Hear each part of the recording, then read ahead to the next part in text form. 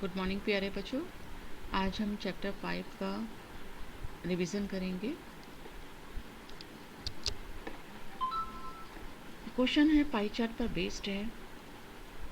A survey was made to find the type of music that a certain group of young people liked in a city.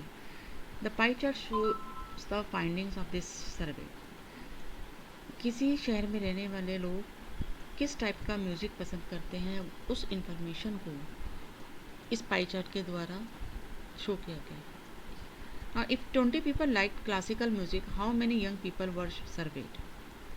अगर 20 लोग classical music को पसंद कर रहे हैं तो कितने लोगों पे सर्वे किया गया था, ये हमें पूछा है। अब क्लासिकल म्यूज़िक पसंद करने वाले 10% लोग हैं। टोटल जितने भी लोगों को सर्वे किया गया था उसका 10% है। तो it means the number of people who like classical music, the percentage of people rather who liked classical music is 10%. अब ये 10% अभी यहाँ कितने लोगों को शो कर रहा है? 20 लोगों को। तो जब 100% होगा तो वो कितने लोगों को शो करेगा? 20 divided by 10 multiplied by 100, that is 200 people. So the number of people surveyed was 200. 100% में निकाल लेंगे तो हमें वो पता चल जाएगा कितने लोग उसमें सर्वे में इन्वॉल्व थे।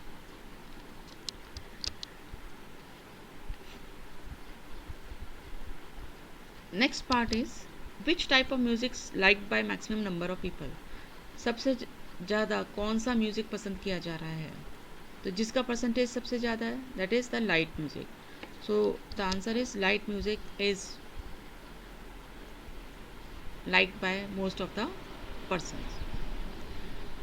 Third part is, if a cassette company were to make 1000 CDs, how many of each type would they make? अगर कोई कैसेट कंपनी 1000 CD बना रही है तो हर टाइप की CD कितनी कितनी बनाएगा? तो उसके परसेंटेज के हिसाब से CD बनेगी। तो हम 1000 का दैट मच परसेंट निकाल लेंगे जो भी गिवन होगा। जैसे number of CDs of classical music will be 10% of 1000. सो 10% की जगह divided by 100 of means multiplication 1000. ये दो जीरो कैंसिल होगी, so you get 100.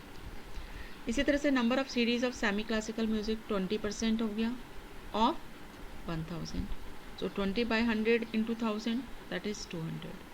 Number of CDs of folk music is 30% of 1000, that is 30 upon 100 into 1000. ये cancel होके 300 है.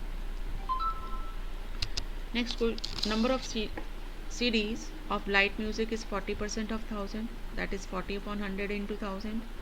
ये 400. Now next question is, a group of 360 people were asked to vote for their favorite season from the 3 seasons. कुछ लोगों 360 लोगों पर सर्वे किया गया और उनसे उनका फेवरेट सीज़न पूछा गया और उस डाटा को यहाँ रिप्रेजेंट किया गया। तो समर सीजन्स 90 लोगों का फेवरेट सीज़न था, रेनी 120 लोगों का और विंटर सबसे ज़्यादा पसंद कर रहे थे, दैट इज़ 150. तो which season got the most votes? तो यहाँ से हमें पता चल रहा है winter season got the most votes. Find the central angle of each sector and then draw the pie chart. तो सेंट्रल एंगल के लिए फॉर्मूला मैंने आपको बताया था. सेंट्रल एंगल होता है जो भी वैल्यू है divided by total value multiplied by 360. तो यहाँ इस टोटल कितना आ रहा है, यहाँ आप कैलकुलेट करेंगे, ये हो गया 210 और 150, 360 आ रहा है टोटल इन सब का. तो जैसे समर के लिए नंबर ऑफ वोट्स 90 था तो फ्रैक्शन में क्या हो गया 90 बाय 360, मतलब 360 में से 360% में से आपको 90 पर वोट यहाँ मिले हैं. तो फ्रैक्शन में हो गया ये 90 बाय 360. यहाँ टोटल करने की ज़रूरत नहीं भी थी क्योंकि टोटल पीपल गिवन था, दैट इज 360. तो सेंट्रल एंगल क्या हो जाएगा 90 बाय 360 मल्टीप्लाइड बाय 360. तो 360 कैंसिल हो गया, वही 90 आ गया. तो ये टोटल और ये सब में सेम आएगा, तो ये तो कैंसिल हो ही जाएगा हर सीज़न के लिए. तो जो गिवन वैल्यू है वही हमारा सेंट्रल एंगल आ जाएगा. रेनी सीजन के लिए हो जाएगा 120 divided by total 360 and multiplied by 360। Again ये कैंसिल होके 120 डिग्री आ गया। इसी तरह से विंटर सीजन के लिए 150 डिवाइडेड बाय 360 मल्टीप्लाइड बाय 360, ये कैंसिल हो गया, 150 आ गया। तो हमारे पास सेंट्रल एंगल आ गया तीनों सीजन के लिए। अब सबसे पहले एक सर्किल ड्रॉ करेंगे, रेडियस ड्रॉ करेंगे, उस पर आप 90 डिग्री का एंगल बना लीजिए with the help of your D. And then इससे आगे इस रेडियस पे अब आगे 120 डिग्री का एंगल बना लेंगे। तो जो लेफ्ट होगा पार्ट वो ऑटोमेटिकली 150 डिग्री बचेगा, क्योंकि इन सब का टोटल 360 है। एक ये प्रोबेबिलिटी का क्वेश्चन है, when a die is thrown list the outcomes of an event of getting a prime number, not a prime number, a number greater than 5 and a number not greater than 5। तो जब try throw करते हैं तो हमारे पास जो outcomes मिलते हैं वो क्या 1 से लेकर 6 तक होते हैं। इसमें से प्राइम नंबर कौन कौन से हमारे पास 2, 3 और 5। So in the first part we have 2, 3, 5। Not a prime, तो जो बच गए वो नॉट प्राइम हो गए, 1, 4 and 6। A number greater than 5, 5 से बड़ा नंबर एक ही है, that is 6।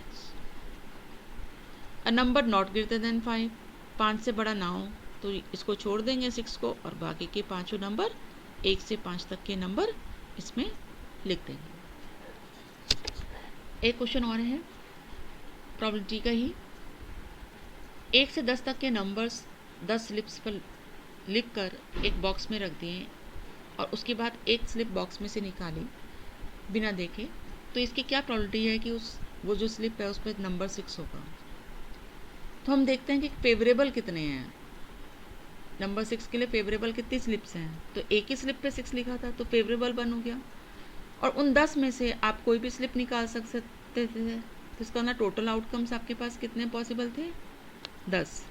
So the probability of getting number 6 क्या हो जाएगा, 1/10 favourable outcome divided by total outcome. Getting a number less than 6, 6 से छोटा, तो 6 से छोटे कितने नंबर हैं, 5, तो फेवरेबल केसेस 5 हो गए और टोटल केसेस 10 है। So the probability is 5/10, that is half. Getting a number greater then 6, greater than 6 कौन से हैं आपके, 7 से लेकर 10 तक 4 नंबर हैं, तो इसलिए प्रोबेबिलिटी क्या हो गई, 4/10, that is 2/10। Then getting a 1 digit number, तो 1 से लेकर 9 तक जो नंबर है सभी 1 डिजिट के नंबर हैं। So the probability of this is favourable 9 थे, 1 से 9 तक कुछ भी आ सकता था, तो 9 divided by total outcomes that is 10। That's all for today. Thank you.